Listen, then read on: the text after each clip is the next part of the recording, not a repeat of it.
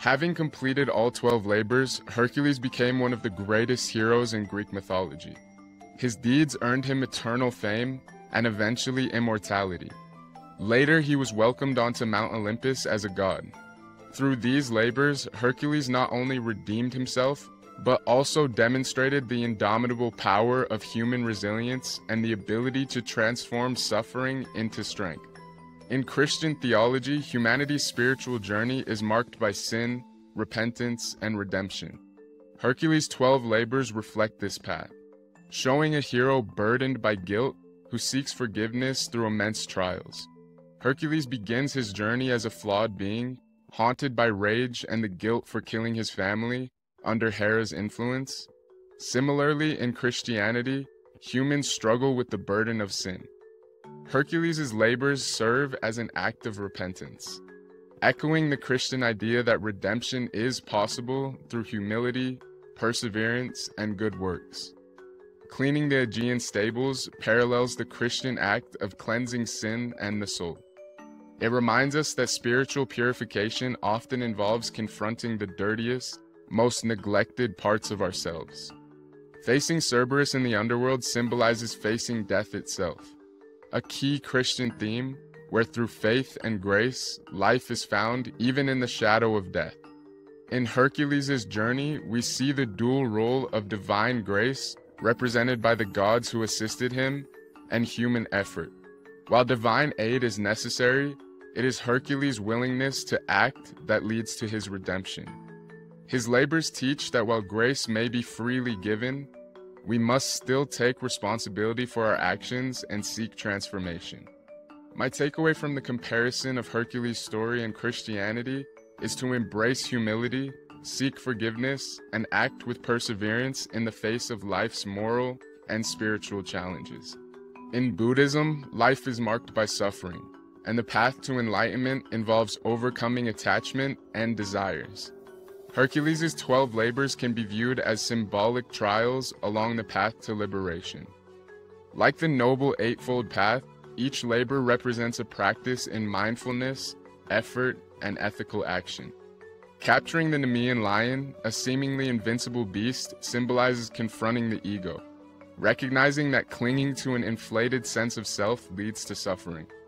Hercules can only defeat the lion by using his bare hands, emphasizing the importance of personal effort over external tools. Battling the Lernaean Hydra, with its endless regenerating heads, represents overcoming desires and distractions, which, like the Hydra, seem to multiply when ignored. The labor teaches that lasting peace comes not from avoiding problems, but from addressing them at their root. Retrieving the apples of Hesperides mirrors the search for enlightenment, where the journey itself teaches balance and wisdom, much like the middle way in Buddhism. Hercules' willingness to face his past mistakes and endure suffering mirrors the Buddhist practice of self-awareness and meditation. By facing his labors mindfully, he ultimately transcends his human flaws. My takeaway from Buddhism and Hercules' story is be mindful of your struggles. Life's trials are opportunities for growth when approached with wisdom and detachment. Seek balance and clarity on your path. From a psychological perspective, Hercules' 12 labors perfectly embody Joseph Campbell's hero's journey, a narrative framework describing the universal path of personal transformation. Each labor represents a stage in Hercules' internal struggle to reconcile his divine nature with his human flaws. The Nemean lion symbolizes fear and invulnerability, an inner beast that must be confronted and tamed without outside help. Psychologically, it's the moment we confront our deepest fears and realize that strength comes within. Cleaning the Aegean stables can be seen as emotional and psychological cleansing. Just as Hercules clears years of filth in a single day, we must often confront and process years of accumulated emotional baggage to find clarity and peace. Capturing Cerberus, the monstrous guard dog of the underworld, represents confronting the shadow self, the darker repressed aspects of our psyche. By descending into the underworld and returning with Cerberus, Hercules achieves wholeness, integrating his shadow and emerging transformed. Hercules' journey teaches us that true growth comes from facing our inner demons. Each labor challenges him to confront a different part of himself, transforming suffering into wisdom and fear into courage. Your struggles are a part of your personal transformation. Face your fears, confront your weaknesses, and integrate all parts of yourself to become whole. Hercules' 12 labors serve as a timeless reminder that redemption, growth, and personal transformation are possible, no matter how great the burden or how daunting the challenge. Face your challenges. Like Hercules, confront your trials head-on. Every difficult task, no matter how insurmountable it seems, is an opportunity for growth. Seek redemption through action. Don't be paralyzed by your mistakes.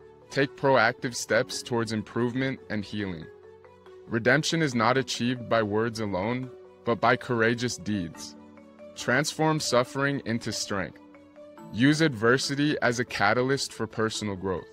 Every labor Hercules undertakes strengthens his character and brings him closer to his ultimate goal. Balance strength with wisdom. Hercules learns that brute force is not always the answer. Approach your challenges with wisdom, mindfulness, and intention, and leave a legacy. Hercules' story endures because his perseverance and transformation. Ask yourself, what legacy will your actions leave behind? Here's some reflection questions I have for you. What are the labors in your own life that you must face? How can you transform your suffering into strength and wisdom? What actions can you take today to move closer towards your goals? And how can you cultivate balance between strength, wisdom, and compassion in your journey? All right, so that's the full story of Hercules' 12 labors.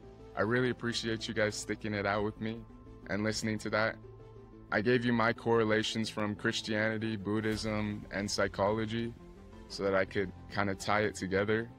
But if you like that video and you like these longer videos, make sure you hit the like button. Comment down below which labor is your favorite and which one inspires you the most. And don't forget to subscribe to my channel. I appreciate you guys, and I'll keep coming with more long-form content. Peace.